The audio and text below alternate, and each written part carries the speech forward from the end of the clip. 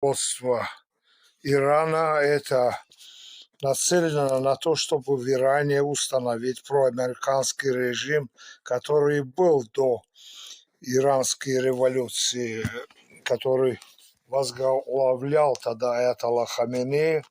Видите, настолько у них планов, вы видите, много ходовки именно участвовал и президент Азербайджана, и Владимир Путин, и, естественно, украинский нелегитимный президент. Вот видите, все они делали, чтобы обезоружить Иран, который является самой принципиальной силой против гегемона однополярного мира, алчного, коварного мира.